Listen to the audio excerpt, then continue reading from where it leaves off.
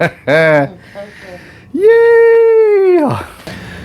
Hey guys, it's Sunday, so you know what that means. It's time for Vinyl Grooves. I've got a new intro for you right after this.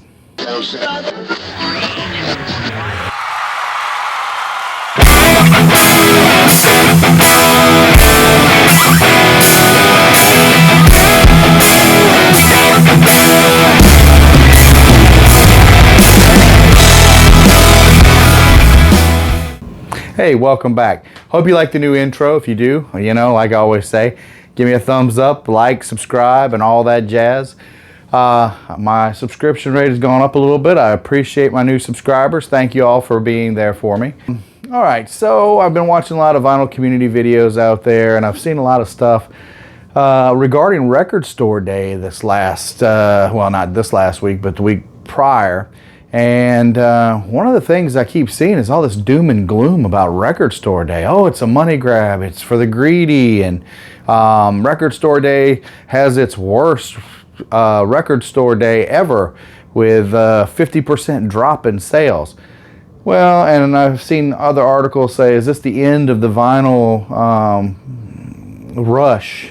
Where people are going to invest in vinyl and listen to vinyl.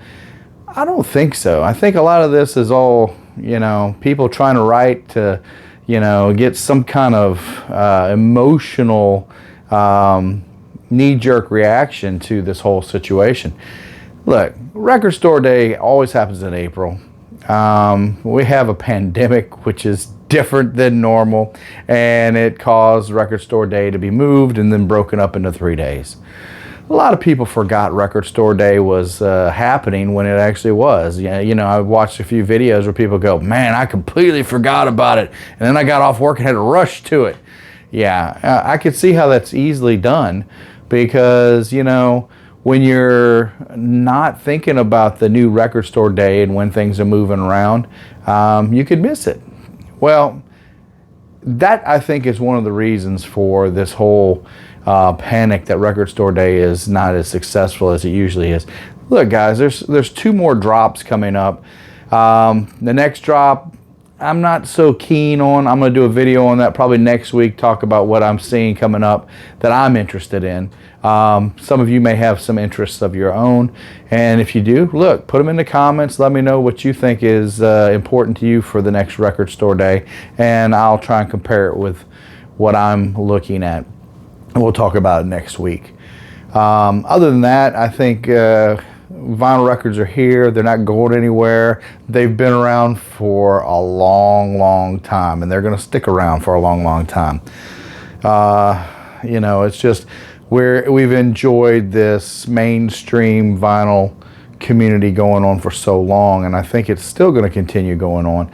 I don't think anything is going to stop it from continuing. I mean, you can still go out and buy CDs for Pete's sake, and cassettes are coming back as well. Anyway, I don't want to get too much into that because there's other things I want to talk about today too. So the first thing I want to talk about is, hey, we all get taken every once in a while, and it's not on purpose. Sometimes you go into a record store and you find something you get excited about, and you do the cardinal rule of not checking to see how the vinyl is. I have a situation like that where I've gone into the record store, got excited over an album, and then bought it without looking at it and brought it home. And that's what I want to talk about today. And that album is NXS Kick.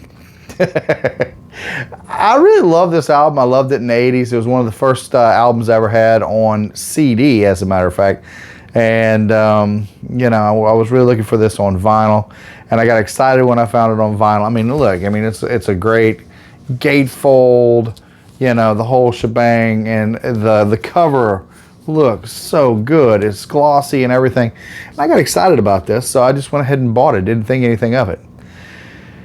Well, when I got home and I'm all excited, getting ready to put it on the turntable, and I pull out the wonderful paper sleeve. And this is the correct sleeve for it. I pull it out. Then I pull the album out. And what do you know? It is not NXS Kick. It is Robert Plant, Now and Zen. So here's the thing. I could be upset that I didn't get the album I wanted. I could also be upset that I got Robert Plant, Now and Zen without the right cover and without the paper sleeves and all that jazz. But it's kind of like a win-lose situation. I lost in the fact that I didn't get In Excess, but I won in the fact that I got Robert Plant, Now and Zen. So, you know, I'm just going to go ahead and put that in my In Excess paper sleeve. And I'm going to chalk that up to getting a pretty decent record in the wrong sleeve. Because I do like Robert Plant and I do like Now and Zen. So I am going to definitely keep that album, and I'm definitely going to listen to it for quite some time. Well, I still went ahead and went out and got another copy of In Excess Kick. And guess what? It is the correct copy. I made sure of it this time. So I just want to let you know, even though I've been collecting records for a while and I have hundreds of albums, I still make mistakes and I still go, ooh, I'm so excited. And the next thing you know, I come to find out I have the wrong album. I also want to talk about something today. Leftover from Record Store Day. I told you last week that my record store haul. Well, now I had an album that I really, really wanted. I couldn't find, but I ordered it the day of Record Store Day at 1 o'clock. They were selling online, and I happened to get it before it was completely sold out. And boy, is it so good. And it is Ron Carter, and it is Foresight Stockholm. And what's really cool, I don't know if you can see it right here, he has individually signed every copy, and it's numbered. And then I have 1135 out of 1999 copies. I'm just happy to have this album. It sounds fantastic. Quiet, whisper. I mean, the quality. It's definitely audiophile quality for sure. I mean, it even says limited audiophile. Beautiful sounding album. If you see this anywhere, this Record Store Day copy, buy it. You will not be upset with this purchase. Although I've been seeing it being resold for a couple $100 on eBay and some other places, and I'm gonna tell you what, I can't believe people are paying that for an album, but you know, it's definitely worth it because it sounds gorgeous. And I don't think I've ever referred to an album as sounding gorgeous, but if there's an album that sounds gorgeous, it's definitely this one.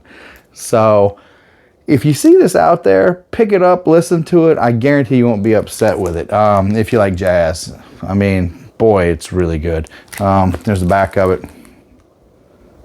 Great album. Great. I'm so happy I picked this up and got lucky enough to get it. I think it came from Joe's Records in Connecticut. Bought it online. I've never bought anything from them before. It came ultra quick. It was easy to purchase from them. I'm not saying, hey, I'm sponsored by Joe's Records, but if you're looking for records, you know, you can't go wrong with somebody that has stuff in stock and ships pretty quick. And boy, did they really secured that album. They put it between two pieces of cardboard and also put it in a media mailer. So nothing went wrong with it. So I was very happy with my purchase from Joe's Records in Connecticut. Another thing I want to talk about today is, you know, we talk about equipment for your turntables and things like that. One of the things I purchased, I saw online, I think it was Frank Landry's YouTube, and he suggested that he was buying a acrylic platter for his, or not a platter, but acrylic mat for his platter on his turntable. And that's exactly, I said, well, that's a great idea. And that's exactly what I did. I bought this. This is the Hudson Hi-Fi, and it's an acrylic platter mat. And they're about 20 bucks if you go to Amazon. And you know, it comes in this nice static-free